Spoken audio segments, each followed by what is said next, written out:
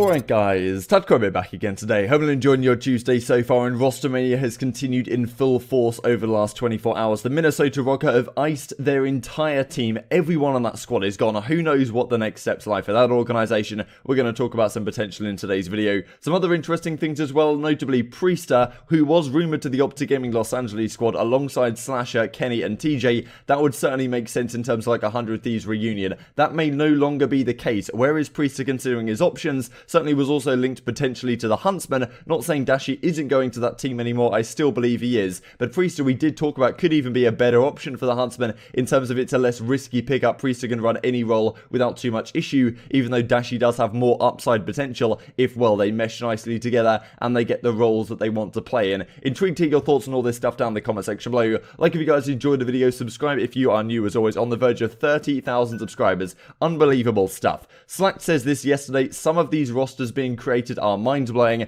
Probably do another Rostermania rumours of things I'm hearing behind the scenes in a couple of days' time when things do get more solidified, but definitely things have changed somewhat since last time we discussed it a couple of days ago now. Scump says this as well, playing with Dashy, Formal and Rally last night, so well, just kind of hinting at the fact that Dashy may still be on this team despite the Priestahh stuff we're about to talk about. Then we get this like fake Dashy account. A lot of people I think actually bought into this, showing Scump and Dashy right here. So rest assured this wasn't actually Dashy, but still, I do believe this is very likely to happen. I think even a couple of pros took the bait on this one and then, well, deleted their tweets afterwards. This came out from Cronut CDL Intel last night. Priestahh to OpTic Gaming Los Angeles is not a sure thing anymore. I'm told he's been exploring his options over the last few days. So certainly Priestahh to OGLA was on the cards and was being considered, but maybe Priestahh is exploring other options. And, you know, you have to wonder, why would he be exploring other options given OGLA on paper was such a nice team where it's Slasher, Kenny, TJ, with Priestahh kind of filling the flex role if he wants, or being an SMG if Kenny wants to run flex. Lots of opportunity on that squad, then reuniting the 100 Thieves team, which had so much success back in the Black Ops 4 season. So it does beg the question, right, if Priestahh's leaving OpTic Gaming Los Angeles, where is he potentially going? Is he going to a team that he thinks has more promise? Is he going to a team which is paying him more money? I don't know, I have no clue. But, well, yeah, certainly begs the question, right, if Priestahh to OGLA is no longer a thing, where could he potentially end up? And I don't think it's the Huntsman. I'm not exactly sure, though, because a lot of people were talking about that possibly could be a good move on paper, and I do certainly agree with the takes of those people who were saying that in the comment section below, but I do still think that Dashy to the Huntsman right now, alongside Scump, Formal and Envoy, is the most likely outcome, but things can still certainly change. It's September the 14th, where the 2021 season officially begins, and we may start to see some announcements come into play, but until then, pretty much anything can change. Yesterday, we talked about this from Gunless saying he's a free agent. Octane then comes back and says freedom to it, kind of adding fuel to the fire of the rumour that Gunless could be going to the Seattle Surge, alongside Octane, Pristini and Looney that we did talk about. Then again, you've got to consider, if Priestahh is no longer on the OpTic Gaming Los Angeles, then OGLA must be looking for some sort of flex, right? And Slasher and Gunless have teamed together in the past with TJ, of course. You know, that might be an option they're considering right now. So it's potential that a lot of these rosters that we rumoured a couple of days ago could change significantly, but well, I have nothing to back that up as of right now. We get this as well from Merk. Joey DeLuca says back to Octane, you know, teams are trying to go big. Interested to see who can pull off a proper rebuild. Octane says, smiley face, I approve of what I have heard. So, well, yeah, Merk clearly on board with that team that we discussed, unless he's heard something completely different. Then let's talk about the Minnesota Rokkr. Unrestricted free agent says T-Tiny, of course, a substitute on that team, never got his opportunity this season. Exceed the young blood. He at least did get his opportunity on the starting lineup, but it wasn't very long-lived and didn't have the greatest success in there either. Then we get the rest of the announcements. We saw the GodRx one yesterday. They call him the GOAT. Always annoys me when this happens. Like, you know, GodRx, no disrespect, but he's nowhere near the GOAT, obviously. So why are you even saying that if you're Minnesota Rokkr? And if you're Rokkr, why would you drop the GOAT? It's just a stupid thing to say. I don't know. It annoys me. But anyway, they get rid of GodRx yesterday, and then they come out today with getting rid of Alex 1935. Alex disappears off the team. Silly also is gone. Assault also is gone. So the duo that won the World Championship in the 2018 season on the Evil Geniuses, they are both now off the team. And, you know, it really does beg the question, are these guys going to maintain on a starting lineup for next season? I don't really know what's going on. 48 players in the league is a tough one, and Asim is gone as well. They announced this like 30 minutes after the other one, so it was quite confusing that I thought for a while they were going to be keeping Asim, and honestly I thought that was a kind of nice move. Asim is a guy who is incredibly underrated, I think, to be honest, and had some really great maps this season, and definitely adds something to a team which a lot of other teams do not have. Like, there's not many teams in the game that have a great aggressive SMG, and to be honest, it's the SMG duos that make a team, and if you got a guy like Asim paired up with like a very solid slaying SMG, that honestly could be a great duo, even though Asim has been known to maybe be too quick at times, not like put himself in position to be traded, this kind of stuff.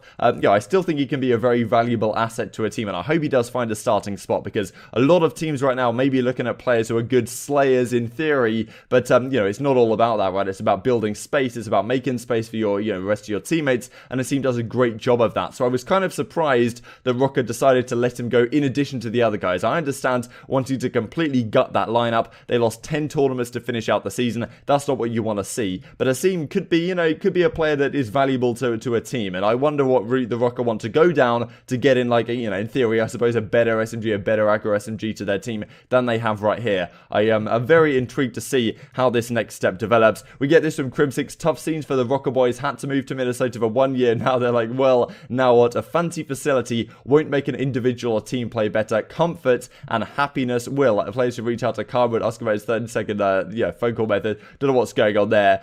You know, Silly doesn't know either. What are you talking about? Well, unless Rokkr plans on re-signing you guys on new contracts for less, then what I'm talking about makes perfect sense. And, you know, then he comes back with this one, so we then get this update from Brian Saint, and Brian Saint says in this, you know, get ready to see some familiar faces kind of thing. And, well, Crimsix comes back and says, called it Aches and Silly, saying that, well, they are looking to re-sign these players for less money, but I just don't know how that will develop. Just interesting to say goodbye to all of them and then, like, welcome them back. I'm not sure. Maybe do what you're trying to do in London and just don't announce that they're released, and then if you do want to sign them for less, you don't have to say anything, I suppose. Even though I'm sure the players will say stuff on Twitter. We get this from Rokkr as well with the eye emoji, similar to what Subliners did yesterday. This was a table that EasyMac put together of all the free agents right now. Just think how many players there are which Rokkr could potentially go for here. You've got all the Toronto guys, free agents right now, all the Seattle guys, you've got London, Waskin, you know, just all over the place right here. Like Gunless, of course, from Chicago, Paris, have a couple of guys, free agents officially. LAG, of course, with a number of players. So, you know, very interesting to see what exactly direction they go in here. There's a number of players that could be a good fit. So continuing off that thread from Minnesota, Brian Saint said, big thanks to Treyarch for giving myself the opportunity to play Cold War last week. There'll be gameplay on the Rokkr channel. Scump said something similar. So I played Cold War early and I'm an absolute hoss on the map. Gameplay will be on my YouTube on the night. So as soon as the multiplayer reveal goes live, just tomorrow, there's going to be gameplay on the channel. That's exciting stuff. I'm sure we'll probably have to talk about that on the 10th or something like that, and what the game looks like and some of the potential for competitive play this season long. Waskin says this, oh my god, a free agent by the way, and every single day that he does a tweet talking about free agency definitely makes it less and less likely that he's going to get a spot on a starting team. I just don't know. I don't think he's on London anymore. I don't think that's what's going to happen next season. So it begs the question, where does he even go? But maybe Minnesota even decide to build around a guy like Waskin. It could be a good idea. He's certainly, well, certainly a good teammate. We then get this from Kismet as well, talking about the Paris Legion real quick. Unrestricted free agent heading into next season. Was a great SMG, to be honest, throughout the Black Ops 4 season. Didn't work out for him this year. They decide to let him go. Intrigued to see what the SMG line for Paris certainly looks like next season, and maybe that's something we can talk about in Rostermania rumors in a couple of days' time. Zed says a similar thing with this gif right here, then replies to Waskin when he talked about challenges with like the let me know thing with Waskin in the background here. You've got Tommy in the foreground. So I'm not sure how indicative this is of anything, but Zed kind of implying maybe that he's no longer going to be on the starting lineup for the Paris next season, which would be pretty sad to see, because I can't imagine he's an easy player to slot into many other teams. Then again, as I talked about with Asim, I think that Zed can bring a lot to a team, and he's probably underrated in what he did bring to the squad. So if he's no longer on Paris, or maybe he still is on Paris, there's no, well, no saying either way. There's no official announcements from Zed, and you would imagine that if he was, you know, no longer on the team, he would have done an announcement just like Kismet and Phantoms have done over the last couple of days, and Josh, of course, as their coach, trying to come back. Talking quickly about this from Cronut City Lintel, once again, Frosty has removed Mutineers from his bio. We talked about this clip a couple of days ago. Certainly looks like he's no longer going to be on that Mutineers squad next season. You know, makes sense certainly, but intrigued to see where he goes next, because it's going to be difficult for him to get back on a starting lineup, as we talked about, with only 48 players. Maybe he looks for the return to Halo Infinite competitive that could come over the coming days. Get this from Los Angeles Guerrillas as well. Blast, Spart, Saints, Aqua, Lacefield and Decimate, all gone. We did talk about this yesterday, of course, with the individual announcements, but these guys have all disappeared, and well, who knows what the next steps lie for Los Angeles Guerrillas. I am as unsure as you guys. So the final thing to say to continue the thread on Florida that we talked about with Frosty, Havoc tweets out Psy, you know, thanks to Johnny for pointing this out to me. I don't know to what degree this is indicative of anything, but you could say certainly that looking at that Florida Mutineers starting lineup, they want to keep Awakening, they certainly want to keep Skies, they want to keep onto Pharaoh if they can, although we'll talk about Pharaoh in the video later today, and maybe Havoc, having proved himself as a pretty competent SMG player over the last couple of years, doesn't get his opportunity once again. And you could say that, well, it's just the results that he's had at World Champs now. I mean, Florida just haven't had a good result this World Championship. Last year on the Gen G squad, they, you know, finished last place, top 32, I think. So yeah, I mean, that was pretty tragic. And well, Havoc hasn't ever had the best results at World Championships, and well, maybe that's had some indication here on what the Florida Mutineers management have decided to do moving into the 4v4 environment. Intrigued to hear your thoughts down below in the comment section on all of this stuff. Like if you guys enjoyed the video, subscribe if you are new. As always, I'd greatly appreciate it, and I will see you next time.